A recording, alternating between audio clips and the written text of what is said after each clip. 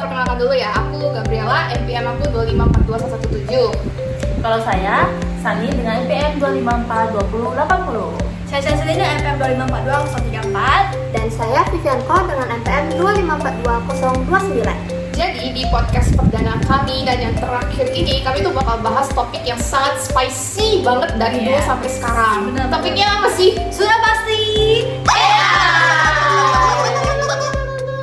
Gitu. Jadi sebenarnya AI itu kan udah selalu ada di mana-mana ya, pokoknya di kehidupan kita sehari-hari, baik di kuliah, sekolah maupun di tempat kerja. Kalau kita lagi bingung kerjain tugas, kita buatnya apa? AI. Kalau kita bingung sama kerjaan kita buatnya AI. Gitu. Terus kalian biasanya pakai AI apa sih? Kalian pakai? aku proud deh. Aku sih biasa ChatGPT. Kalau aku sih Gemini ya. Jadi semua brand AI dipakai di sini ya. Itu terus kenapa ya kita harus bahas AI ini dengan kewarganegaraan? Nah, seperti yang kita tahu sekarang ini, AI itu banyak dipakai untuk hal-hal yang tidak bertanggung jawab. Misalnya buat berita hoax, plagiarisme, bahkan untuk deepfake, untuk menipu orang gitu.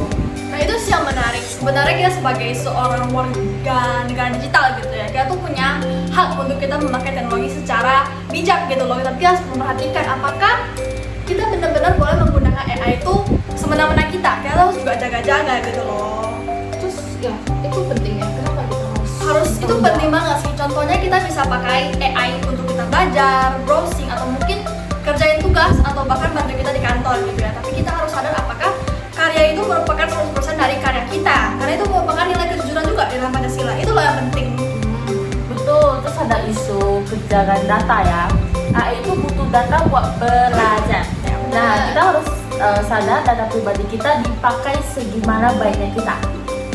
Oke.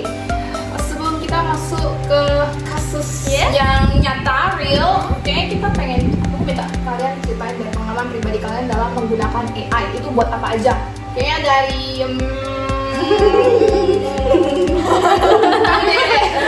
Kalau aku banyaknya sih buat tugas kampus sih.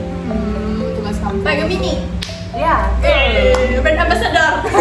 Oke, kalau saya sih kebanyakan pakainya untuk ya kuliah, untuk belajar-belajar, sama buat kerja juga, buat cross check kerjaan. Kalau Vivi gimana? Kalau aku sih biasanya pakai ChatGPT buat bantu kerjaanku, misalnya untuk verifikasi data, untuk minta bantu rumus Excel dan sebagainya gitu. Oke, itu dari pengalaman masing-masing narasumber di sini. Kira-kira ada kasus nyata nggak yang menghebohkan Indonesia? Pokoknya gebrak-gebuk FYP di TikTok isinya itu terus deh. Aku tahu. Itu tuh viral banget dan aku juga sempat kepoin, pantengin kasusnya. Jadi ada satu kasus di fake foto, dia itu influencer tapi dipakai untuk nyebarin hoax politik. Dari sana aku sadar ternyata ya itu bisa disalahgunakan untuk memanipulasi opini publik gitu loh, parah banget gitu kan.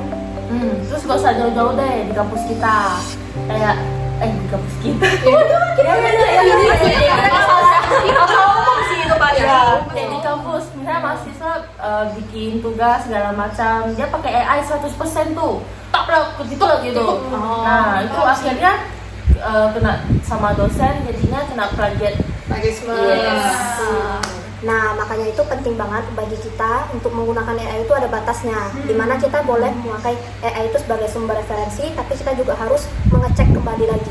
Jadi sebenarnya intinya itu AI itu Netral ya. Netral. Tergantung dari pakainya. Kalau aku sih pasti buat yang baik-baik ya. Kalau kalian Baik-baik dong. baik-baik gitu. Terus jadinya gimana? Biar kita pakai AI tapi kita juga bertanggung jawab lah dengan penggunaan kita itu gimana?